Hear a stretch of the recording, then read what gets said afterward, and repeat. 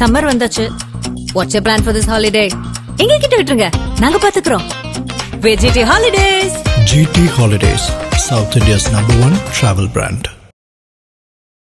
ஆதநேயர்களுக்கு அன்பு வணக்கம். இன்று நம்மோடு மூத்த பத்திரிகையாளர் திரு சிவப்பிரியன் அவர்கள் உள்ளார். வணக்கம் சார். வணக்கம். 12 வருஷங்கள் கழிச்சு வன்னியர் சங்க மாநாடு நடந்திருக்கு. அது 2 பேருக்குள்ள பேசிக்க வேண்டிய விஷயத்த பொதுவெளியில சீனியர் பேசிட்டாரு அப்படின்னு எடுத்துக்கலாமா? இந்த மாநாட்டுடைய டேக்அவேவா நாம் என்ன சார் எடுத்துக்கணும்? உங்களுடைய பார்வை என்ன சார் இந்த மாநாடு? இல்ல, இது எப்படி பார்க்கணும்னா, அதாவது வீட்டுக்குள் பேச வேண்டிய விஷயங்களை வீட்டுக்குள் பேச முடியாத ஒரு சூழல் இருப்பதனால்தான் அதை வெளியில் பேச வேண்டிய கட்டாயம் ஏற்படுகிறதா தான் நான் பார்க்கிறேன். என்றால் இது குடும்ப பிரச்சனைங்கிறது எல்லாருக்குமே தெரியும். எப்போ முகுந்தன் அவர்களுடைய எலிவேஷனை திரு அன்புமணி அவர்கள் கடந்த 2024ஆம் ஆண்டு டிசம்பர் மாதம் பொதுவெளியில் எதிர்த்தாரோ, இன்னொரு ஆளா குடும்பத்தில இருந்த அப்படின்னு சொல்லிட்டு அதை பொதுவெளியில் ராமதாஸ் அவர்களோடு கருத்து மோதலில் ஈடுபட்டாரோ, அன்னையிலிருந்தே அவர்களுக்குள்ளாக இருக்கக்கூடிய அந்த உறவு என்பது பொதுவெளியில் கூட அது ஒரு பேச்சுக்காக கூட அது ஒரு சுமூகமாக இல்லை. சுமூகமா பேச்சுக்காக கூட இல்லை. At least for the sake of the public கூட அது இல்லை. அந்த கருத்து மோதல்லே தான் இருவரும் பயணிப்பதாக வெளிப்படையாக தெரிகிறது. ஸோ அப்போ என்னன்னா, இன்னொன்று ராமதாஸ் அவர்கள் தன்னுடைய சம்பந்தப்பட்டவர்களையோ இல்லை கட்சிக்காரர்களையோ இல்லை வன்னியர் சங்கத்தினரையோ திட்டுவது என்பது பொது மேடைகளில் என்பது ஒரு புதுசான விஷயம் ஒன்றும் கிடையாது. அவர் வழக்கமாக அப்படி செய்யக்கூடிய ஒரு ஆள் தான். இன்னொன்று, திரு ராமதாஸ் அவர்களுடைய பேச்சை நான் அவர்களுடைய விரக்தியாக தான் நான் பார்க்கிறேன். என்னன்னா, வன்னியர் மக்களையே திட்டுறாரு, நீங்க எதுவும் செய்யலைங்கிற மாதிரி பேசுறாரு. அதாவது வன்னியர் இன மக்கள் தன் கட்சியை விட்டு தன்னை விட்டு வெகு தூரம் விலகி சென்று விட்டார்கள் அப்படிங்கிற அந்த உண்மை திரு ராமதாஸ் அவர்களுக்கு புரிந்திருப்பதாக நான் பார்க்கிறேன்.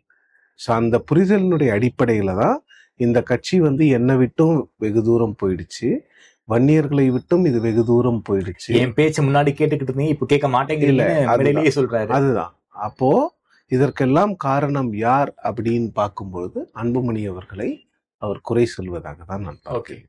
என்னன்னா, நீங்க வன்னியர் சமூகத்தை, வன்னியர் சங்கத்தை, பாமகவை எடுத்துக்கொண்டீர்கள் என்றால் முழுக்க முழுக்க வன்னியர்களுக்காக ஆரம்பிக்கப்பட்ட இயக்கமாக தான் பாமக இருக்கிறது. அதுல எந்த ஒரு மாற்று கருத்துமே இல்லை. என்னதான் ராமதாஸ் அவர்கள் ஒரு சிம்பாலிக்கா பட்டியலின சமுதாயத்தை சேர்ந்தவர்களை தன்னுடைய பொதுச் செயலாளராக வைத்திருந்தாலும் கூட அந்த கட்சியை பொறுத்தவரையில் திரு GK மணி அவர்களோ அதற்கு முன்னர் பேராசிரியர் தீரன் அவர்களோ இவர்கள் இருந்த வரையில் நிறுவனராக இருந்த ராமதாஸ் அவர்களுக்கு தான் அதிகாரங்கள். தலைவர் என்பவர் இப்ப பிரசிடென்ட் எப்படி இருக்காரோ அந்த மாதிரி ஒரு கையெழுத்து போடக்கூடிய ஒரு சிக்னேட்டரி அத்தாரிட்டி மட்டும்தான். எல்லா டிசிஷன்ஸ் எடுக்கக்கூடிய பவர் நிறுவனர்கிட்ட தான் இருக்குது. அதுவும் அந்த குடும்பம் மட்டும்தான் எடுக்கும். ஸோ அப்போ பவரே இல்லாத ஒரு ஜெனரல் செக்ரட்டரி போஸ்ட்டை பட்டியலின மக்களுக்கு ராமதாஸ் அவர்கள் கொடுக்கிறார். பட்டியலின மக்களை எங்க நிறுத்த வைக்கிறாரு? எங்கெல்லாம் அவருக்கு SC ST ரிசர்வ் தொகுதி கொடுக்குறாங்களோ அங்க மட்டும்தான் நிக்க வைக்கிறார். எல்லா கட்சிகளும் அப்படிதான் செய்யறாங்க. நான் அந்த விதத்துல பாமக மாறுபட்டு செயல்படணும்னு எதிர்பார்க்கல. ஆனால் எங்கள் இயக்கம் வன்னியர்களுக்கான இயக்கம் அல்ல என்று பெயரளவிலாவது சொல்லும் நீங்கள், அதாவது பெயரளவிலாவது ஒரு சில விஷயங்களை செய்யணும். அது செய்யாதது அது வன்னியர்களுக்கான கட்சி தான், அதுல எந்த மாற்றமும் இல்லை. பட் அந்த இடத்துல இருந்து விலகணும்னு அன்புமணி நினைக்கிறது தான் இங்க பிரச்சனைகளுக்கு காரணமாக நான் பார்க்கிறேன். அன்புமணி அவர்கள் இன்னும் இந்த காஸ்ட் பாலிடிக்ஸ் எல்லாம் எடுப்படாது, இனிமே பாமகவை காஸ்ட் பார்ட்டியா பார்க்க கூடாது அப்படின்னு நினைக்கிறார். ஒரு இன்க்ளூசிவ்னஸ் மட்டும் இல்ல தாமரை, பாமகவை நீங்க ஒரு கட்சியா எடுத்துக்கிட்டீங்கன்னா அந்த கட்சியில நீங்க நிறைய பாக்ஸஸ்க்கு டிக் போட்டு போயிட்டே இருக்கலாம். பாமக அவங்க செய்த அரசியலை அவர்கள் செய்யாமல் ஒரு இன்க்ளூசிவ், எல்லோரையும் உள்ளடக்கிய ஒரு அரசியல்ல அவர்களை எடுத்திருந்தால் இன்று பாமக மிகப்பெரிய ஒரு சக்தியாக தமிழ்நாட்டில் இருந்திருக்கும். அவங்க பேசுற விஷயங்கள் பாருங்களேன், உள்ஒதுக்கீடு கொடுக்குறாங்க. இன்னொன்னு அவங்க தான் தமிழ்நாட்டில் முதலாக நிழல் நிதிநிலை அறிக்கையை கொண்டு வர்றாங்க. முதலாக நிழல் வேளாண் பட்ஜெட் Yes. அப்படின்ற ஒரு விஷயத்தை கொண்டு வராங்க. அதன் பிறகு வந்து திரு ராமதாஸ் அவர்களுடைய ஸ்டேட்மெண்ட்ஸ், அறிக்கைகள் பாத்தீங்கன்னா அது அவ்வளவு ரிசர்ச் Yes. ஆர்டிக்கலா இருக்கும். ஒரு பத்திரிகையாளர் வந்து அந்த அறிக்கையிலிருந்து நிறைய ஸ்டோரிஸ் வந்து அவருக்கு ஐடியாஸ் கன்சீவ் ஆகும். Yes. அது போன்ற ஒரு தூய தமிழ்ல இருக்கட்டும், தமிழுக்காக அவர்களுடைய இயக்கம் போராடியது இல்லைன்னு யாரும் சொல்லல. வன்னியரின மக்களுக்காகவும் போராடியது. ஸோ அவங்களுடைய அந்த ஒரு பொலிட்டிக்கல் செடி, ஜேர்னி, மரக்கன்றுகள் நடுறது, இது போன்ற விஷயங்கள்லாம் அவர்கள்கிட்ட பாசிட்டிவா இருந்தாலும் எல்லாத்தையும் ட்ரம்ப் செய்யக்கூடிய ஒரே ஒரு விஷயம் அவங்களுடைய ஜாதி அரசியல். கடைசியில் என்னன்னா அவங்க வந்து their heart will ache only for 1 years அப்படிங்கிறதுல தான் எல்லாரும் கொண்டு வந்து முடிப்பாங்க. அதுதான் பாமகவினுடைய மிகப்பெரிய பிரச்சனை. மிகப்பெரிய பலமாகவும் அதுதான் இருந்தது. ஏன்னா வன்னியரின மக்கள் ஒட்டுமொத்தமாக தங்களுடைய வாக்குகளை பாமகவுக்கு குவித்து கொண்டிருந்தார்கள். அது வந்து கிட்டத்தட்ட ஒரு 10 ஆண்டுகளாக அந்த ட்ரெண்ட் வந்து மாறிக்கிட்டு வருது. 2014 எப்ப பாஜகவோட கூட்டணிக்கு போனாங்களோ அன்னைக்குல இருந்தே இந்த ட்ரெண்ட் வந்து கொஞ்சம் கொஞ்சமா மாறுது. 2011 இருந்தே சொல்லலாம் சார். டிஎம்கே கூட்டணியில இருந்து 2011 கூட்டணியில ஓரளவுக்கு சீட் பாக்குறாங்க. அதன் பிறகு வெளில வந்த பிறகு 11ல இருந்தே அவங்களுக்கு வந்து ஒரு இறங்கு முகம் தான். எந்த தேர்தலிலும் பெரிய வெற்றி கிடையாது. அவங்க ஒட்டுமொத்தமா 2011க்கு பிறகு ஜெயிச்சதே வந்து 2014 அன்புமணி ஒரு எலெக்ஷன்ல ஜெயிக்கிறாரு. 16ல திரு அன்புமணி அவர்களே தோற்கடிக்கப்படுகிறார். 19ல தோல்வி, 21ல மட்டும்தான் சட்டமன்ற தேர்தலில் 5 தொகுதிகள்ல ஜெயிக்கிறாங்க. அப்ப என்னன்னா பாமகவினுடைய செல்வாக்கு வன்னியர் மக்களிடையேவே குறைந்து வருவதை நாம பாக்குறோம். இன்னொன்னு 2024 தேர்தலை எடுத்துக்கிட்டீங்கன்னாலும் தர்மபுரி தவிர வேற எங்கேயுமே வந்து பாமக வந்து பெரிய அளவுல வாக்கு குவிக்கல. சோ அதுக்கு இன்னொரு காரணம் என்னன்னா எல்லா தலைவர்களும் எல்லா மாவட்ட செயலாளர்களும் எல்லாருமே வந்து தர்மபுரியில கேம்ப் பண்ணியிருந்தாங்க. அதனால மற்ற இடங்கள்ல யாராலையும் கான்சென்ட்ரேட் பண்ண முடியல. அவங்களுக்கு என்னன்னா அன்புமணியினுடைய மனைவி சௌமியா ஜெயிச்சா போதும் அப்படிங்கிற ஒரு எண்ணம் தான் பாமகவில் தலை தூங்கியது. சோ அப்படி இருக்கும் பொழுது ஒரு குடும்ப கட்சியாக மட்டும் இல்லாமல் ஒரு சமுதாயத்தினருக்காக கட்சியாக பார்க்கப்படுகின்றது வந்து ஒரு மிகப்பெரிய மைனஸ். இப்ப அன்புமணி அவர்கள் வந்து நிறைய விஷயங்கள் பேசுறாரு. நாங்க வன்னியர்களுக்கான கட்சி மட்டும் இல்லை. திரு ராமதாஸ் அவர்கள் பேசுவதற்கும் அன்புமணி பேசுவதற்கும் வித்தியாசம் இருக்கு. சோ இப்ப என்னன்னா ராமதாஸ் அவர்களுக்கு வந்து அன்புமணி இந்த கட்சியை சரியாக வழி நடத்துவாரோ அப்படிங்கிற ஒரு பயம் வந்து, ஒரு சந்தேகம் வந்திருக்குன்னு சொல்லலாமா? பயம். ஓகே. ஏன்னா அவர் காப்பாற்றின கட்சி அது. ஆமா, அவரு கீழே இருந்து கட்டமைத்த ஒரு கட்சி. அந்த கட்சி நாளைக்கு இல்லாம போயிடுமோ அப்படிங்கிற பயம் அவருக்கு வந்து ரொம்ப ஆப்வியஸா இருக்கலாம். இதுல இன்னொரு விஷயம் நாம என்ன பார்க்கணும்னா தந்தை மகனுக்கும் இருக்கக்கூடிய அந்த பிரிசல் வந்து நாட் ஜஸ்ட் பொலிட்டிக்கலா மட்டும் நான் பார்க்கல. அது என்னன்னா இந்த குடும்பம் கண்ட்ரோல் பண்ற அந்த ட்ரஸ்ட் இருக்குல்ல, வன்னியர் ட்ரஸ்டா இருக்கலாம், மற்ற சரஸ்வதி எஜுகேஷன் ட்ரஸ்டா இருக்கலாம், இதெல்லாம் வந்து கோடிகளில் பணத்தை குவிக்கக்கூடிய ஒரு ட்ரஸ்ட். ஸோ இந்த ட்ரஸ்டோடைய கண்ட்ரோலுக்காகவும் இப்போ ஒரு பனிப்போர் நடந்துகிட்டு இருக்கிறதா தான் நான் பார்க்கிறேன். இது வந்து ஒட்டுமொத்தமாக ஒரே ஒரு அரசியல் விஷயத்தை மட்டும் நான் பார்க்கல. இதுல வந்து அந்த ஃபேமிலிக்குள்ள நடக்கின்ற ஒரு மிகப்பெரிய பனிப்போராக தான் நான் இதை பார்க்கிறேன்.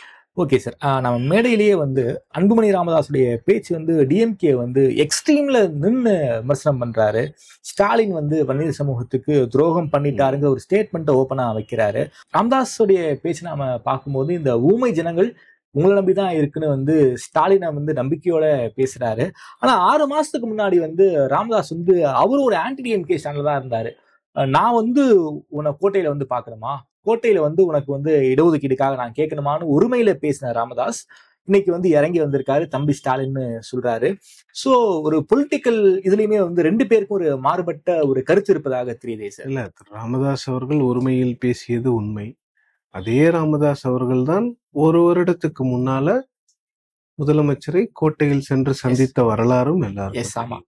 அப்ப இங்க என்ன பிரச்சனைனா பாமக கேட்கிற ஒரு விஷயத்த திமுக பண்ண மாட்டேங்குது. 10.5 சார் அலையன்ஸ், அவ்வளவுதான் இங்க இருக்கக்கூடிய விஷயம். அதுதான் எப்படியாவது திமுகவோடு கூட்டணியில் இணைய வேண்டும் என்று பெரியவர் கருதுகிறார். ஓகே. திமுகவோட கூட்டணி வேண்டாம் என்று சின்னவர் கருதுகிறார். அவ்வளவுதான் வித்தியாசம். இங்க இருக்கின்ற பிரச்சனை அதுதான். ஆனா சிஎம் பொதுமேடையில சொல்லிட்டாரே சார், பாமக கூட்டணிக்கு வந்து இடம் இல்லைங்கிறாரே. பாமக கூட்டணி இல்லைன்னு எனக்கு கொடுத்த நேர்காணல்லையும் சிஎம் வந்து ரொம்ப தெளிவா சொல்லியிருக்காரு. புதிய கட்சிகள் வருவதற்கான வாய்ப்பெல்லாம் பெருசா இல்லை, எங்கள் கூட்டணி வந்து ரொம்ப ஸ்ட்ராங்கா இருக்குன்னு சொல்லியிருக்காரு. ஆனாலும் பாலிடிக்ஸ்ல ட்ரை பண்ணணும்ல. இப்ப என்னன்னா, நீங்க அதிமுகவோட போயிட்டு அதிமுகவுக்கும் பாமகவுக்குமான உறவு வந்து ரொம்ப ஃப்ரெண்ட்லியாலாம் இல்லை. பாமகவை பொறுத்த வரைக்கும் என்ன நினைக்கிறாங்கன்னா, அதிமுக கூட்டணியில வந்து ஓட் டிரான்ஸ்பரே ஆக மாட்டேங்குது, நாம ஏன் அந்த கூட்டணிக்கு போகணுங்கிறது. அதற்கு எடுத்துக்காட்டா அவங்க கிட்ட நிறைய ஸ்டாட்டிஸ்டிக்ஸ் இருக்கு. அன்புமணி அவர்கள் அரூர், பாப்பிரெட்டிப்பட்டி 2 சட்டமன்ற தொகுதிகள்லயும் நாடாளுமன்ற உறுப்பினரான அன்புமணி ராமதாஸ் அவர்களுக்கு வந்து வாக்குகள் குறைகிறது. அதே 2 தொகுதியில இடைத்தேர்தல் நடக்கும் போது அதிமுகவுக்கு வாக்குகள் அதிகமானது மட்டும் இல்லாமல் அந்த 2 பேருமே ஜெயிக்கிறாங்க. சோ அப்ப என்னன்னா, அதிமுகவுக்குள்ளேயே இந்த ஓட் டிரான்ஸ்பர் ஆகலன்றது 19.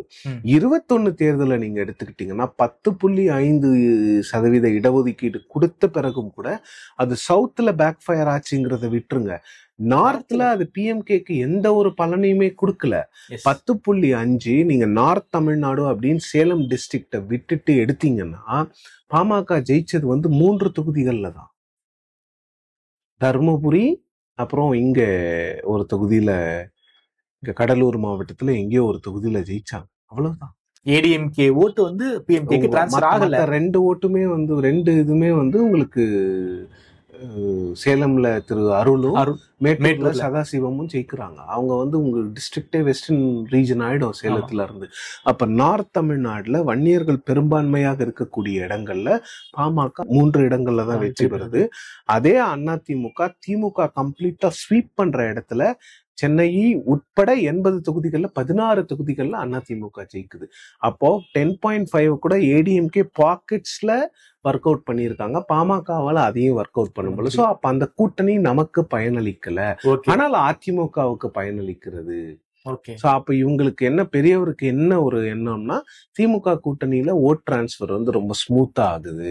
சோ அந்த கூட்டணிக்கு போனா என்ன, அங்க போனா நமக்கு சீட்டு கிடைக்கும், நாளைக்கு வந்து திமுக ஆட்சிக்கு வரும் பட்சத்தில் ஒரு கூட்டணி ஆட்சி ஏதாவது வந்துச்சுன்னா மினிஸ்ட்ரி கூட கிடைக்கலாம்ங்கிற மாதிரி அவருக்கு எண்ணம். ஆனா அன்புமணி அவர்கள் வந்து பாஜகவோட கூட்டணியில் இருக்க வேண்டும்.